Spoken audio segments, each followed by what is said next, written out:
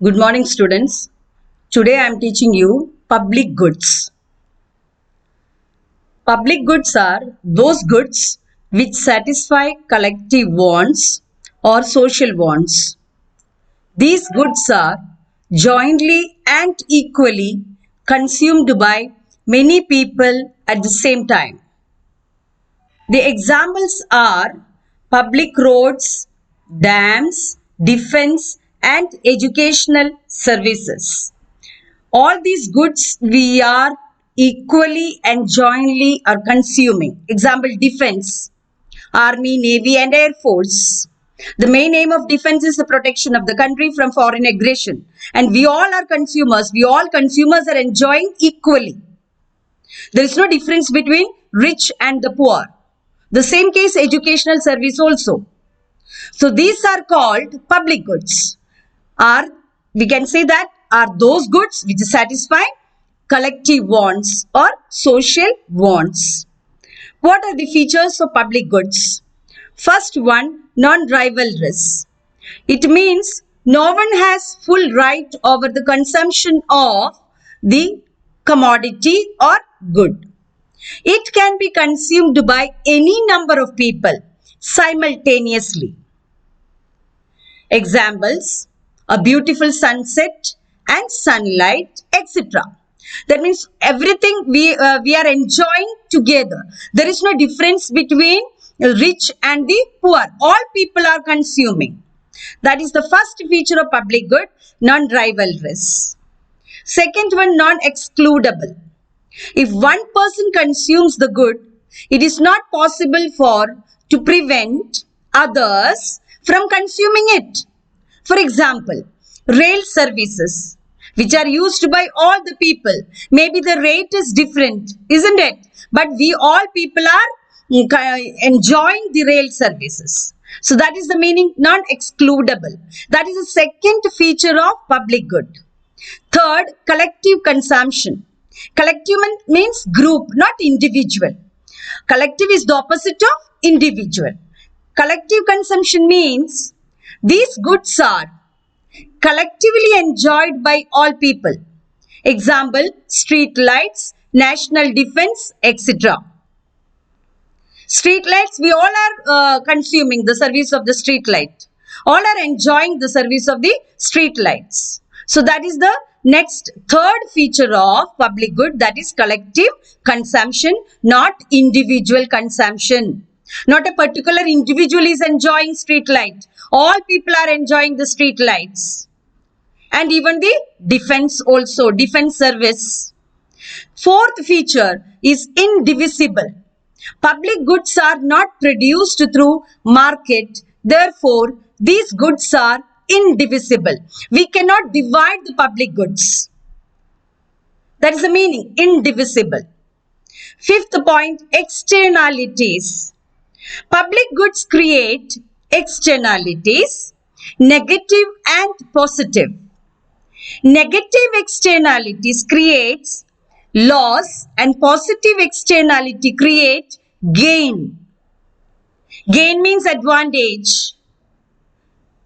For example, the setting up of a factory in a backward region will help to develop that region. Develop it means help to develop that particular backward region. It is called positive externality. On the other side, environmental pollution resulting from the establishment of a paper mill in an area is called negative externality because it creates pollution, environmental pollution, and that is not good for the society. So therefore it is called negative externality. For example, we can say that and at the time of festivals and all, it is already prohibited that after 10 o'clock we cannot use the loudspeakers. Rule is there, isn't it? Because it creates negative externality. So these are the example of externalities. So that is the fifth feature of public good.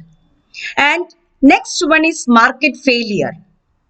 Market failure, that means there are 5 features of public goods. First one, non-rivalrous. Second, non-excludable. Third, collective consumption. Fourth, indivisible. Fifth, externalities. Now we come to the market failure. Market means where demand and supply play an important role. That is called market. Or it is a place where sellers or producers and buyers meet for settling a transaction. Sellers aim at maximizing their profit and buyers means consumers, aim at maximizing their satisfaction. So the aim of the producer is to maximize their profit, and the aim of the consumer or the aim of the buyer is to maximize their satisfaction.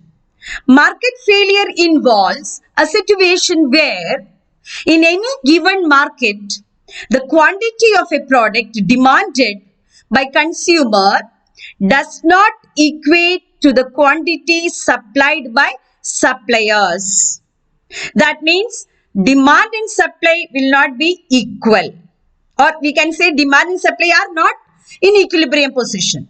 In other words, market failures occurs when markets fail to produce and allocate scarce resources. Scarce means limited resources in the most efficient way. Now, what are the causes of market failure? First one, public goods. Public goods are those goods which satisfy collective wants. Since the benefits of these goods are available to all, consumers will not pay voluntarily for them.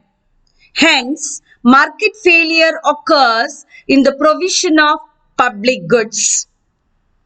Because public goods are those goods which satisfy collective wants, and these benefits are available to all people. Therefore, the consumers are not paying anything voluntarily to the market, or there is no profit. Hence, market failure occurs in the provision of public goods. Second one, market power. Market power arises when buyers and sellers are able to use influence over the price of a good or the quantity exchanged.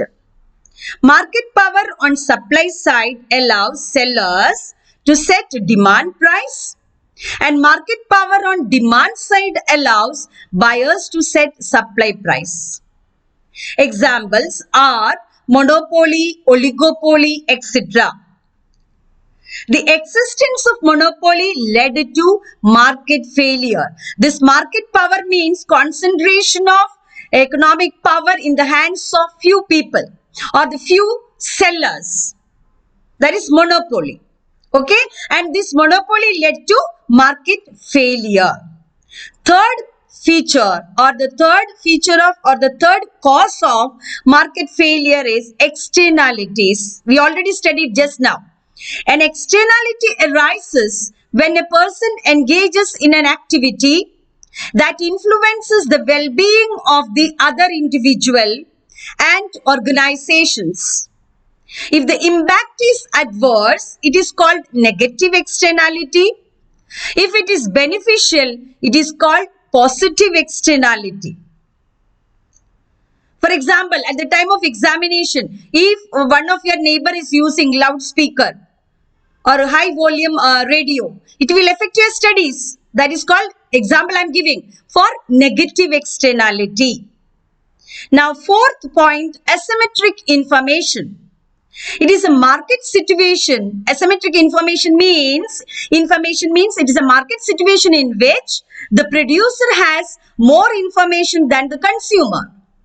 And the greater the asymmetric information between producers and consumers, greater will be the chances of fraud. Fraud means cheating. If the producer has more knowledge than the consumer, information means knowledge about the market conditions than the consumer, then the producer can easily cheat the consumers by increasing the price and by adulterating the quality of the product. isn't it? That is known as asymmetric information. And it is one of the important causes of market failure. Now, fifth point, incomplete markets. A market is considered to be incomplete when it does not provide all goods and services for which the cost is more than what the individuals are willing to pay. These markets are failed to produce merit goods such as health care, educational facilities, etc. So that is the fifth cause of market failure. Incomplete markets. The markets are incomplete because it does not provide all goods and services for at the price for, or we can say that the price at which the individuals are willing to pay. Example, merit goods such as healthcare and educational facilities. Sixth feature or the sixth cause, unstable markets. Unstable markets, where we can see in the case of agricultural commodities, because of uncertainty of the monsoons. Unstable markets of agriculture commodities, foreign exchange and credit markets led to market failures. Last cause, that is demerit goods. Demerit goods means harmful commodities. Markets may also fail to control the production and distribution of harmful commodities like cigarettes and alcohol. These are the 7 causes of market failures. First one, existence of public goods. Second one, market power. Third, externalities. Fourth, asymmetric information. Fifth, incomplete markets. Sixth, unstable markets. Seventh, demerit goods. Thank you, students.